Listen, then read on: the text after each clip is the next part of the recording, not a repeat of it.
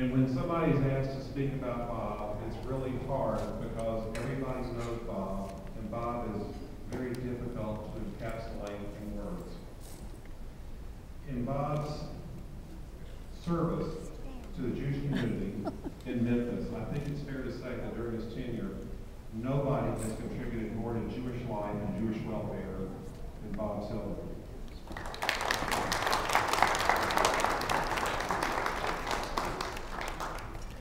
Bob is one of those rare people whom it is impossible to not like and even to love when you first meet. Bob has rare qualities that have carried him through his incredible legacy of service.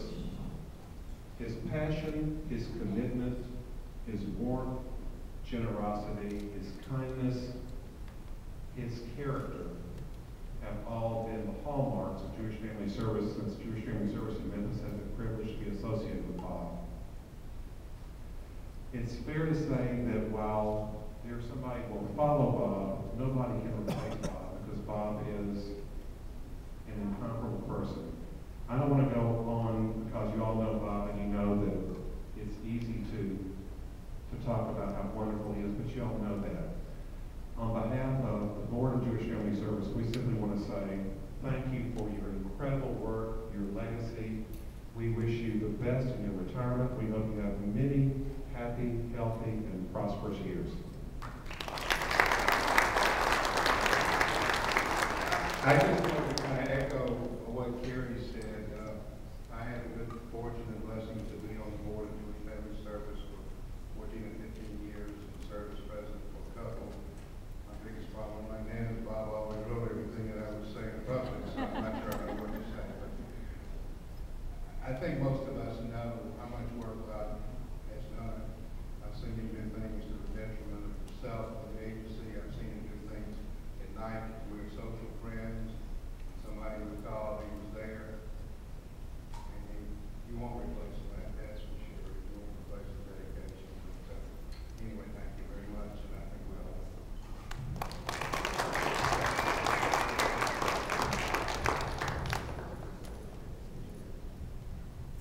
After Kerry, this is the short of it.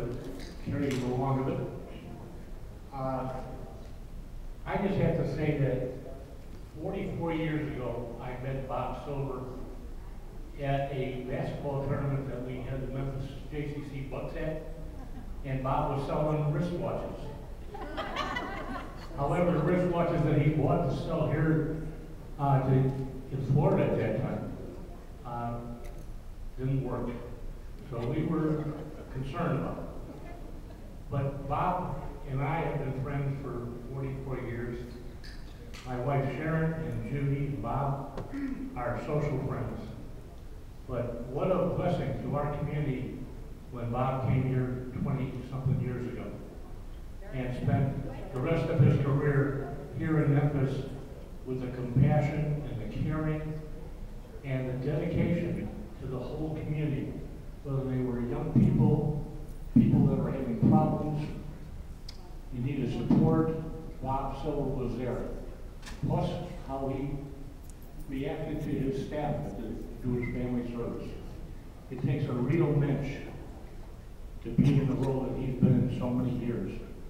And we should all feel very blessed that Bob Silver was among us. And I feel extremely blessed because we have been friends, we've been colleagues, and when I went and did my master's in social work here at UT, Bob Silver was my field instructor when I had to do my field placement here at the Jewish Community Center and the Federation in a service because the Jewish Welfare Board was paying for that. And I look around and see all the kids that I had here at the center, and I want everybody to know at this point that Bob, you are also one of my kids.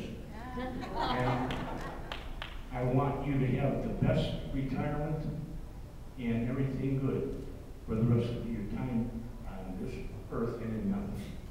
We love you.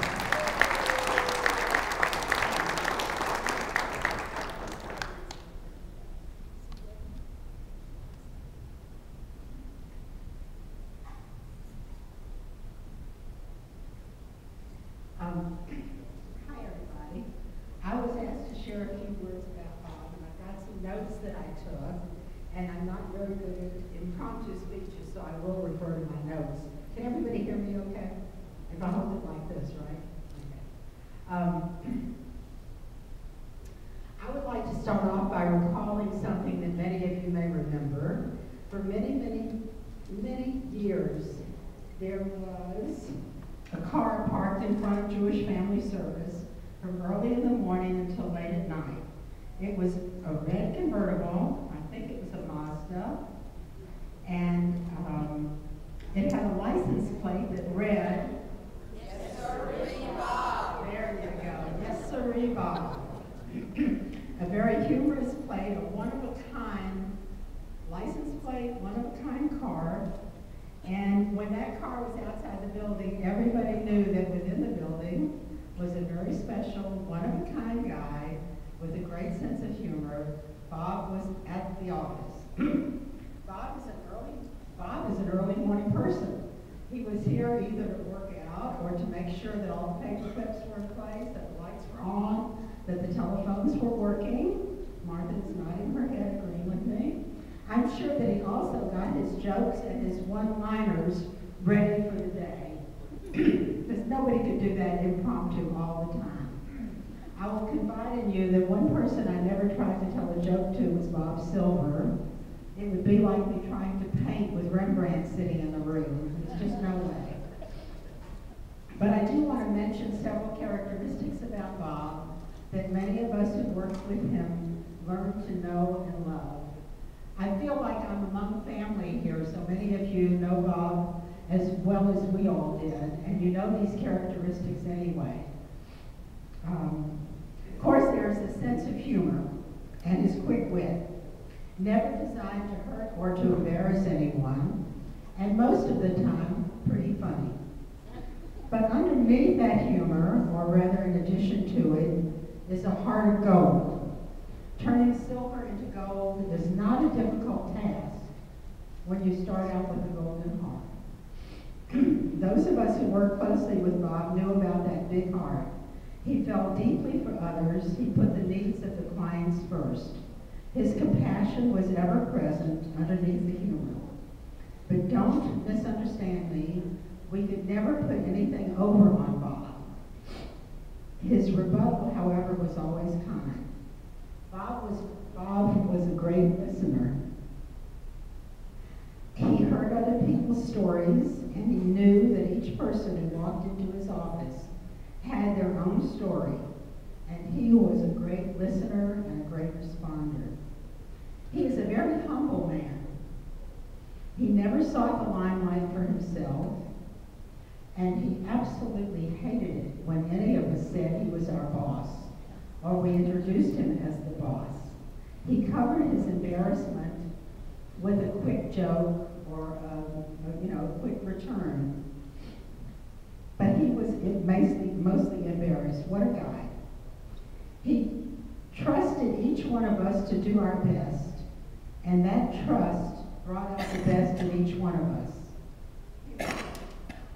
He respected our skills and our education, and he treated us as equals. His attitude always was, I'm here to give you all whatever you need to do your jobs well. What a great management style that was. Bob is the real deal. He is the MS. And here's just a listing of the real deal. Whether resettling our Russian brothers and sisters, providing emergency assistance to MIFA, preparing food and clothing for special needs and holidays, fostering babies at home with Judy, making bus rides available and then a taxi service, going to weddings, funerals, hospital visits, knocking on doors of offices, of Social Security, Medicare, doctors, lawyers, realtors, anything to help the clients, fundraising for the agency, establishing new programs. Even many years ago, Bob was able to get a house donated to the agency for people with disabilities. only to have it fall through at the last minute. Whether the plans were extremely successful, as most of them were, or disappointing, there was a caring presence, and mostly with a smile.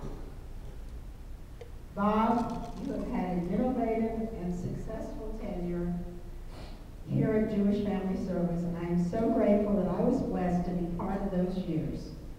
The turnout today is a tribute to a guy who wanted no tributes, he wanted no accolades. That red convertible is, I think, long gone, but the license to be, yes, sirree, can we say it together, yes, sirree, Bob, will continue to bring smiles, love, and appreciation to you, Judy, and the family for years to come. Mazel tov, and happy return.